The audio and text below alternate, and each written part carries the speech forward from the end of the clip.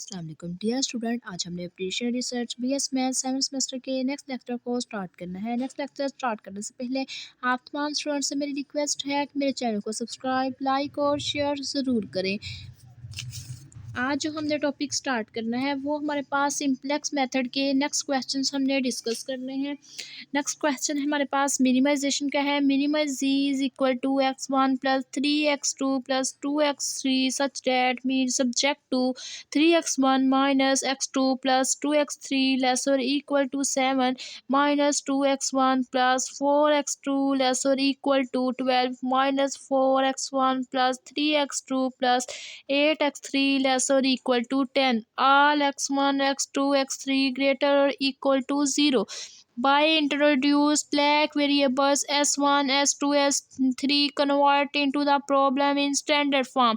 हम सबसे पहले हमारे पास जो वेरिएबल्स देखे x1, x2, 3 वेरिएबल्स है, तो हमने करना है 3 स्लैक वेरिएबल्स हमने ऐड करवा देने हैं किसके अंदर, इन स्टैंडर्ड फॉर्म के अंदर। जो हमारे पास गिवन ऑब्जेक्टिव फंक्शन है और उसका सब्जेक्ट है मीन्स कंस्ट्रेंट है, उसके अंदर हमने क्या करना है, ये इनको ऐड करवा देना है स्लैक वेरिएबल को।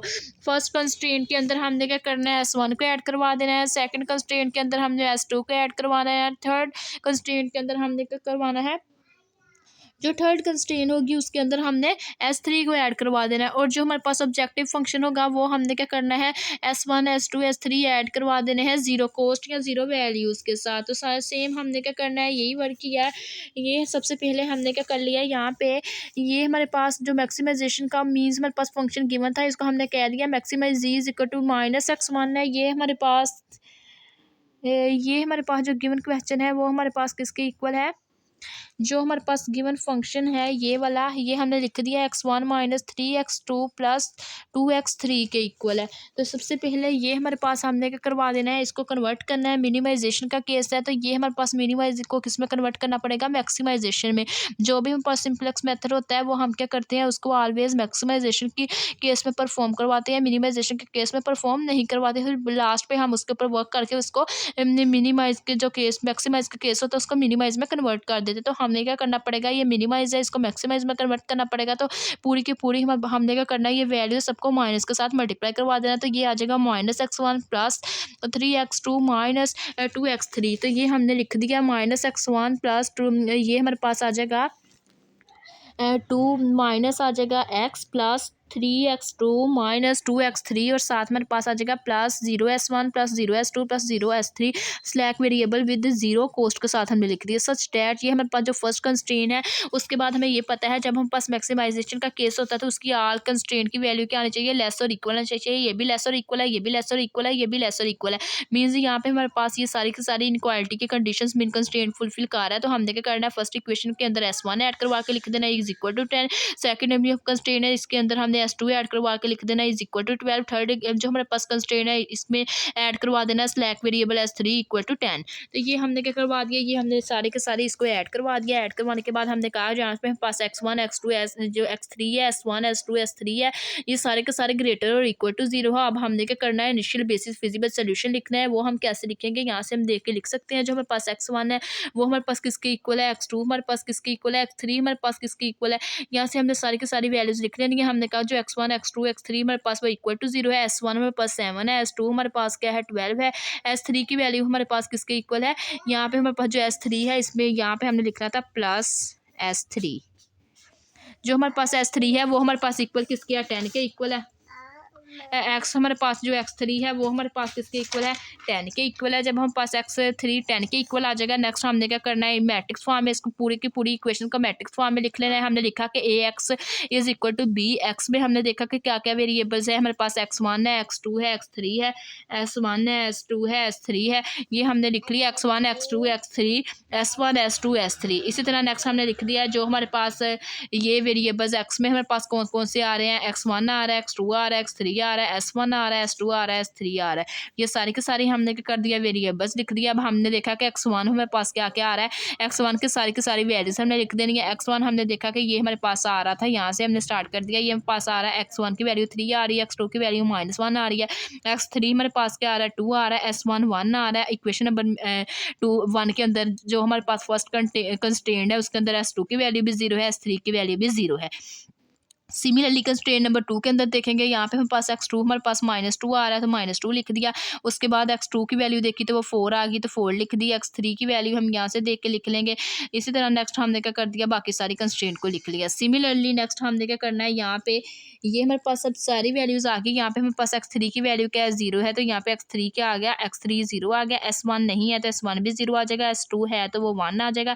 s3 की वैल्यू भी नहीं है, वो 0 आ जाएगी। सिमिलरली हमने कंस्ट्रेंट 3 का x1 लिख लेना है, -4 के इक्वल है। एक्स जो 2 है वो हमारे पास 3 के इक्वल है। इसी तरह x3 की वैल्यू हमारे पास 8 के इक्वल है। s1 नहीं है, वो 0 के इक्वल है। s2 भी नहीं है, वो 0 आ जाएगा। s3 हमारे पास है, वो 1 आ गया। उसके बाद ये हमारे पास सारे के सारे वेरिएबल्स लिख दिए, x1 x2 x3 s1 s2 s3। उसके बाद हमने b लिखने हैं, इक्वल वाले हमने b लिख लेने हैं। ये हमारे पास वैल्यू क्या आ रही है, 7 तो 7 आ जाएगा। ये 12 आ रही है तो 12 आ जाएगा। ये 10 आ रही है तो 10 आ जाएगा। ये b की वैल्यूज आ जाएंगी। नाउ अब हमने करना है सिंपलेक्स टेबल ड्रा करना है। सिंपलेक्स टेबल ड्रा करने के लिए ये हमारे पास सारी वैल्यूज सीजेस की है, सीजेस की ये सारी वैल्यू हमने जो मैक्सिमाइजेशन का फंक्शन बनाया है उसकी तरफ से देख के हमने लिख ली। ये हमारे पास सारे x1 हमारे पास ये फंक्शन के अंदर क्या है, -1 के इक्वल है तो हम -1 लिख लिया। x2 हमारे पास 3 के इक्वल है तो 3 के इक्वल लिख लेंगे। इसी तरह नेक्स्ट हम देख लेंगे कि जो हमारे पास x3 है वो 2 के इक्वल था, -2 के इक्वल आया था, यहाँ पे -2 के इक्वल लिख लिया। उसके बाद s1 s2 s3 जितने भी हमारे पास तीनों के तीनों है, इसकी कोस्ट क्या है 0 0, तो यहाँ पे हमने क्या लिख लिया 0 0 0 0 लिख लिया। ठीक है, उसके बाद जब हम इसको 0 0 के साथ लिख लेंगे, उसके बाद नेक्स्ट हमारे पास क्या आ जाएगा, नेक्स्ट ये हमने क्या लिखना है, सी बी आईज लिखना है। ये हमारे पास जो सी बी आईज है ये सारी की सारी वैल्यूज आ जाएंगी बी आईज की। ये हमारे पास s1 s2 s3 है।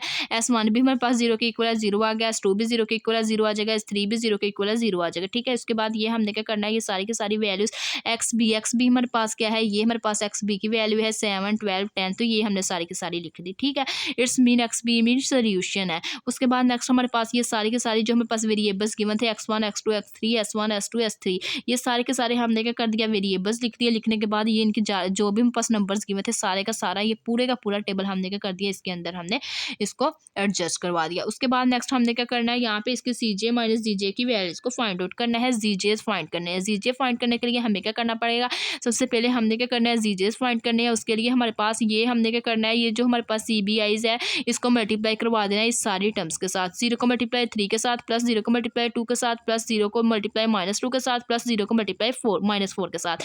ये हमारे पास आ जाएगी इसकी वैल्यूज। उसके बाद नेक्स्ट हमने क्या करना है, 0 को मल्टीप्लाई करवा देना है -1 के साथ। इसी तरह 0 को मल्टीप्लाई करवा देना है किसके साथ, हम मल्टीप्लाई करवा देंगे 4 के साथ। ये सारी जब टर्म 0 0 से मल्टीप्लाई होंगी तो वो हमारे पास क्या आ जाएगी, जो जीजे होगी उसकी वैल्यूज हमारे पास क्या आ जाएगी, 0 0 आ जाएगी। जीजे की जब वैल्यू हमारे पास क्या आ जाएगी, 0 0 आ जाएगी, तो हम क्या करेंगे, जीजे यहाँ से हम लिख देंगे जो हमारे पास जीजे है उसकी सारी की सारी वैल्यूज 0 0 आ रही है, क्योंकि हमारे पास s1 s2 s3 की सारी वैल्यूज क्या है, 0 0 है।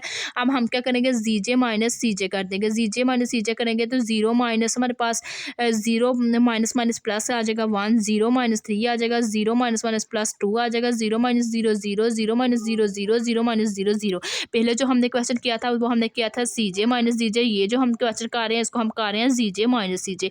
अक्सर हमारे पास जो इक्वेशन है, इक्वेशंस हमारे पास गिवन होते हैं, क्वेश्चंस गिवन होते हैं, उसमें हमारे पास जीजे माइनस सीजे के बारे में बताया गया, वो लेस और इक्वल आ जाए तो क्या होता है। अगर अक्सर में बताया गया जीजे माइनस सीजे आ जाए तो हमारे पास उसकी कंडीशंस क्या होती है। उसके बाद हमने क्या किया, जीजे माइनस सीजे आ जाएगा। जीजे माइनस सीजे के लिए हमें क्या करना पड़ेगा, आर की आल वैल्यू हमें ग्रेटर दैन और इक्वल 0 पर फॉर्म करवानी पड़ेगी। सारी की सारी वैल्यू हम पास क्या आनी चाहिए, ग्रेटर आनी चाहिए। ग्रेटर के साथ साथ हमारे पास क्या आनी चाहिए, इक्वल किसके आनी चाहिए, 0 के इक्वल आनी चाहिए। ये भी हमारे पास वैल्यू 0, ये भी 0 है, ये पॉजिटिव, ये पॉजिटिव, ये हमारे पास एक ही वैल्यू नेगेटिव है। हमने क्या कर लिया, नेगेटिव वैल्यू को चूज कर लिया। हमने क्या करना है, तब तक परफॉर्म करवाते जाना है जब तक हमारे पास जीजे माइनस सीजे की सारी वैल्यू ग्रेटर और इक्वल नहीं आ जाती 0 के। तो हमने क्या करना है, इसको भी हमने क्या करना है, पॉजिटिव वैल्यू बनाना है, पॉजिटिव 0 वैल्यू बनाना है। ठीक है, तो इसके लिए हमने क्या कर लिया, ये वाले कॉलम को क्या कर लिया, हाईलाइट करवा लिया। ये हमने इस कॉलम को कह दिया ये हमारे पास कौन सा कॉलम है, की कॉलम है। ये हमारे पास की कॉलम आ जाएगा। की कॉलम के बाद अब नेक्स्ट हमने क्या करना है, यहाँ पे अपनी रेशियोज फाइंड करनी है। रेशियो कैसे फाइंड करेंगे, ये जो हमारे पास एक्स बी ये सोल्यूशन है, सोल्यूशन को डिवाइड करवा देंगे हम किसके साथ, सोल्यूशन को डिवाइड करवा देंगे जो हमारे पास की कॉलम आया है उसके साथ। तो 7 को डिवाइड करवाएंगे -1 के साथ। ये हम जब जो भी हमारे पास -1 की वैल्यू आएगी वो हम नहीं लिखेंगे, माइनस वाली वैल्यूज हमारे पास रेशियोज में नहीं आती, तो हमने इसको डैश की फॉर्म में लिख दिया। उसके बाद उसको हमने इग्नोर कर देना है। इसी तरह हमने क्या करना है, देन हमने अपनी वैल्यू लिखनी है 12 को डिवाइड करवा देना है 4 के साथ, तो जो वैल्यू आएगी वो आ जाएगी। उसके बाद 10 को डिवाइड करवा देना है 3 के साथ, जो वैल्यू हमारे पास आ जाएगी हम क्या कर देंगे वो लिख देंगे। उसके बाद नेक्स्ट हमारे पास क्या आ जाएगा, ये सारी वैल्यूज़ हमारे पास आ चुकी हुई हैं। उसके बाद ये हमारे पास आ जाएगा, यहाँ पे हमने क्या करना है, यहाँ इसमें हमने क्या किया था, इसकी मिनिमम वैल्यू चूज़ की थी, यहाँ पे हमने क्या कर लेना है, इसकी वैल्यू चूज़ कर लेनी है। जो हमारे पास इसकी हाईएस्ट वैल्यू होगी वो चूज़ कर लेंगे। तो हाईएस्ट वैल्यू यहाँ पे इसकी आ रही है 3, 3 को हमने क्या कर लिया, चूज़ कर लिया। तो ये हमारे पास यहाँ पे इसकी पूरी की पूरी रो को हमने सेलेक्ट कर लिया। ये हमारे पास क्या आ गई, इसकी की रो आ गई। ये हमारे पास पूरी की पूरी R2 की रो आ गई। ये कॉलम 2 हमारे पास पूरे का पूरा की कॉलम आ गया। और ये जो इसकी इंटरसेक्शन वैल्यू वो 4 आ गई। अब हमने क्या करना है, इसको सोल्व करना है। इसको सोल्व करने के लिए ये जो हमारे पास की कॉलम है R2 ये इजीली सोल्व हो जाएगी। ये हमारे पास जो इसका इंटरसेक्शन एलिमेंट है 4, हम क्या कर देंगे, पूरी की पूरी इक्वेशन को डिवाइड करवा देंगे 4 के साथ। हमने क्या करना है, R2 को पूरी की पूरी इक्वेशन को क्या करना है, डिवाइड करवा देना है 4 के साथ। जब इसका डिवाइड करवा देंगे 4 के साथ, तो नेक्स्ट टेबल के अंदर आइट्रेशन परफॉर्म करवाएंगे। इस पूरी की पूरी इक्वेशन को हमने क्या करवा दिया, डिवाइड करवा दिया 1/4 के साथ। तो ये हमारे पास आ गई। उसके बाद नेक्स्ट हमने क्या करना है, बाकी की हमारे पास CJs की वैल्यू वैसे ही रहेंगी, ठीक है। उसके बाद नेक्स्ट हमने क्या करना है, ये हमने देखना है, ये जो हमारे पास वैल्यू आई है, ये हमारे पास जो इंटरसेक्शन पॉइंट रहा हुआ है किसके ऊपर हुआ है, S2 के ऊपर।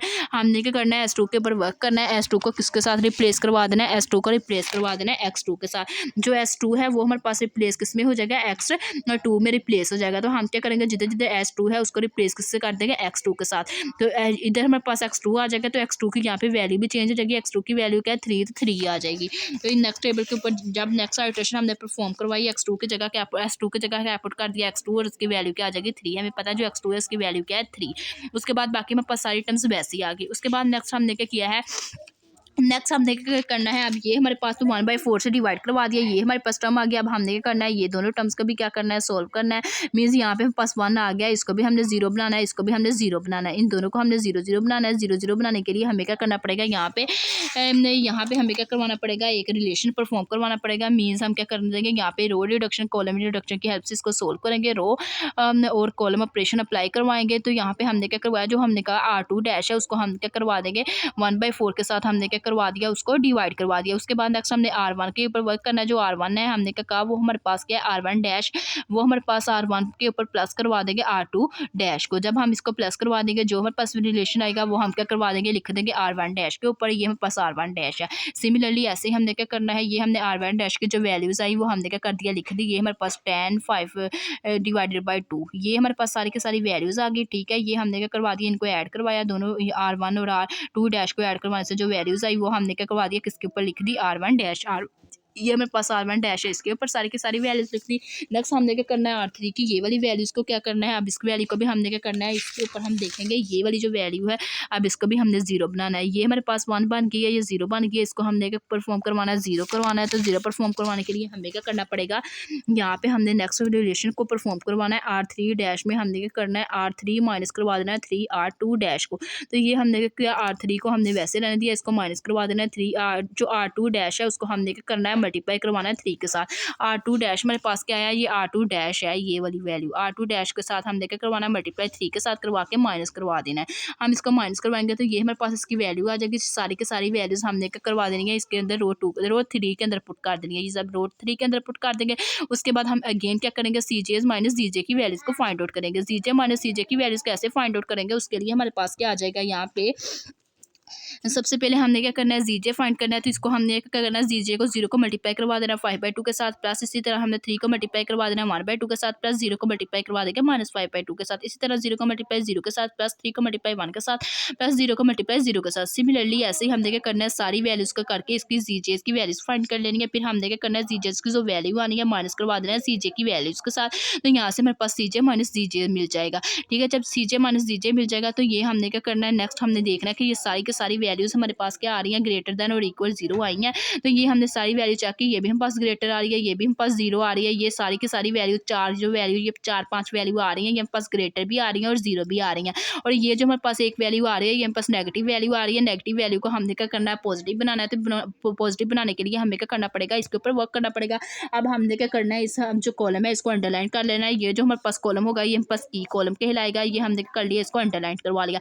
अब हमें क्या करना पड़ेगा, रेशियोज फाइंड करने पड़ेगी। जो रेशियोज है हमने क्या करना है, जो हमारे पास की कॉलम आया है ये उसको हमने क्या करना है, ये जो सोल्यूशन है उसको डिवाइड करवा देना है की कॉलम के साथ। तो वहाँ से हमारे पास हमें सोल्यूशन मिल जाएगा। 10 को डिवाइड करवा देंगे 5 डिवाइड बाई 2 के साथ, 3 को डिवाइड करवा देंगे -1/2 के साथ। इसी तरह हमने क्या करना है नेक्स्ट 1 को डिवाइड करवा देना है -5/2 के साथ। जो हम माइनस के साथ किसी चीज़ को मल्टीप्लाई डिवाइड करेंगे रेशियो के अंदर, तो वो हम क्या लिख देंगे, उसको डैश की फॉर्म में लिख देंगे, क्योंकि हमारे पास जो नेगेटिव फॉर्म है वो हमारे पास क्या होती है, रेशियोज के अंदर परफॉर्म नहीं होती। उसके बाद ये भी डैश आ गया, ये भी डैश आ गया, ओनली यही पॉजिटिव वैल्यू बची। ये हमने पॉजिटिव वैल्यू को क्या कर लिया है, पॉजिटिव वैल्यूज को हमने क्या करवा लिया, हाईलाइट करवा लिया।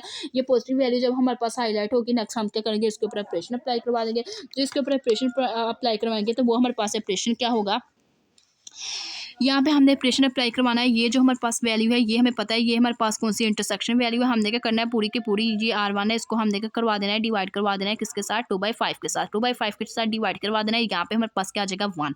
तो ये हमारे पास यहाँ पे हम क्या करवा देंगे, इसको 1 बना देंगे। तो यहाँ पे हमने क्या करवा दिया, इसको ये हमारे पास जो R3 है उसको हमने क्या करना है, R3 को 1/4 R2 के साथ, R2 डैश, ये हमारे पास क्या आ जाएगी नेक्स्ट, ये हमारे पास R2 डैश है।